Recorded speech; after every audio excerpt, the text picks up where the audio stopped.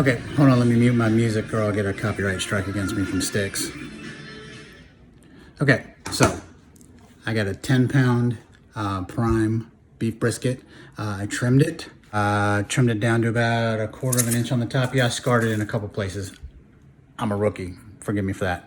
But that was 2 pounds of fat that I carved off the top of it. So we're looking at approximately a 8.2, 8.3 pound brisket, which from what I understand is gonna have to smoke for 1.5 hours per pound. So we're gonna start that thing probably about 1 or 2 o'clock in the morning.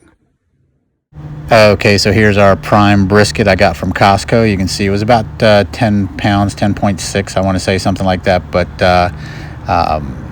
brisket's gone up in price lately. So anyway, this is my first brisket, but I always keep an eye on it because I've been wanting to smoke one for a while. This is important here, trimming the hard fat off the bottom of this thing, and I learned a lot of this by reading and from the smoke master, my brother Steve, so thanks for the pointer, Steve. But this super hard fat on the bottom has to come out. I'm being really careful with it because I haven't trimmed a brisket before, and this stuff is really hard, but I also want to make sure that I don't take a big gouge or divot out of the meat, so that's why I'm taking my time doing it.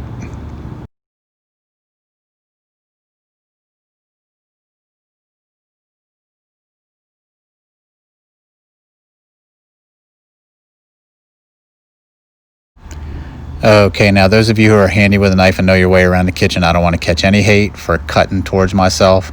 I am a 33-year restaurant veteran, and if you're not scared of a knife, don't pick it up. But I've cut more steaks than I care to remember in my life, so I think I can handle this without somebody calling me Don Nine Fingers.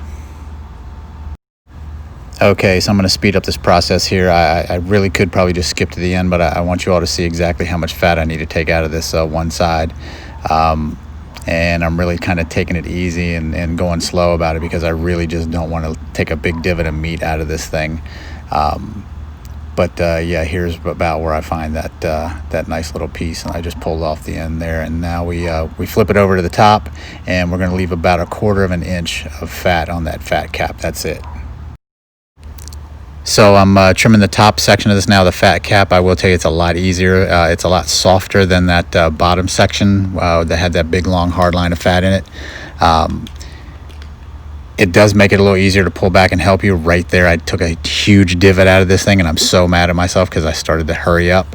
But anyway, I've cut a lot of steak in my day, filet, New York strip, ribeyes, prime rib, so I know my way around a fat cap, but this stuff is a little more difficult than a normal steak trimming. But like I said, we're going to leave 1/4 of an inch of fat on the top.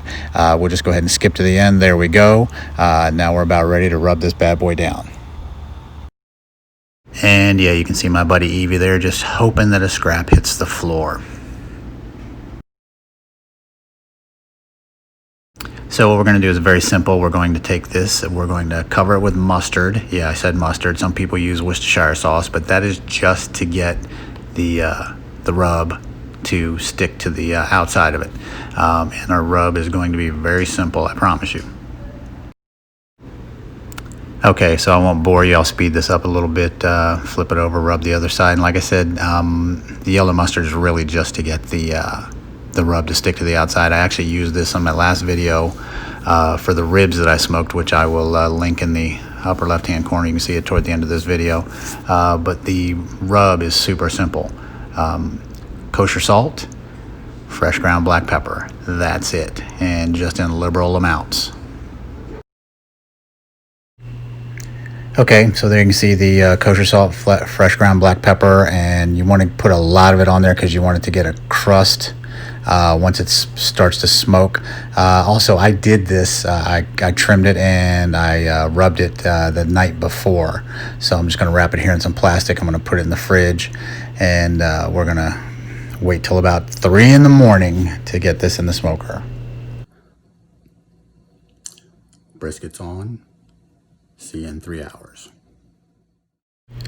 So this being my first brisket, this was 3 hours in. I did find out quickly that one burner wasn't going to keep it hot enough in there. I needed to keep it around 250 inside that grill, and that one burner was barely keeping it about 200. So this was going to take a little extra time here.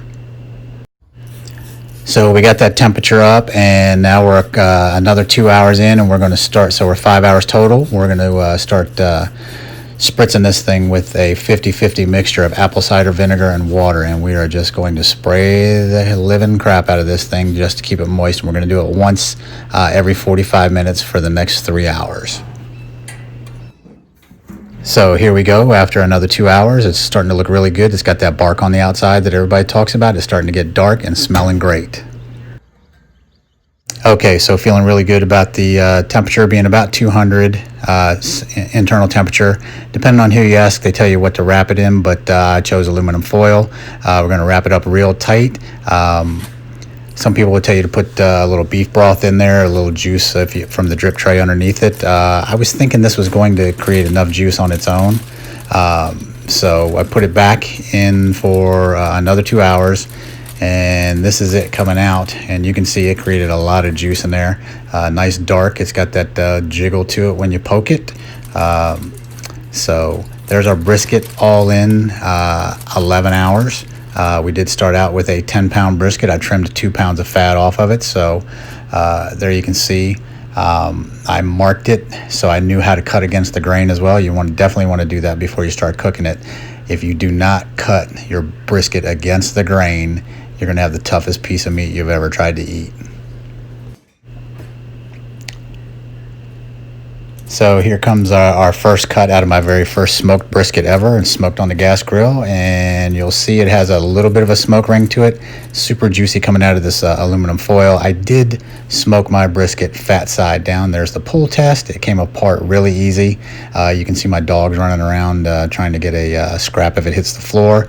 And I will tell you, I could not believe how great this tasted when I just tried it.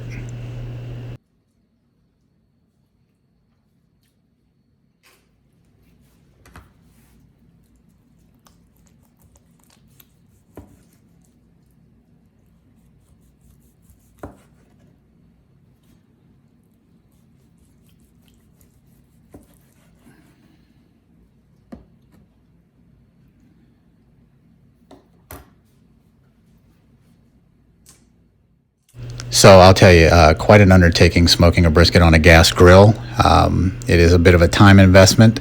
I hope you all enjoyed this video. If you do, please slap a like on it. Give me a subscription as well. If you try this, I hope it turns out great for you like mine did. Please give me some comments if you do try it on how yours turned out.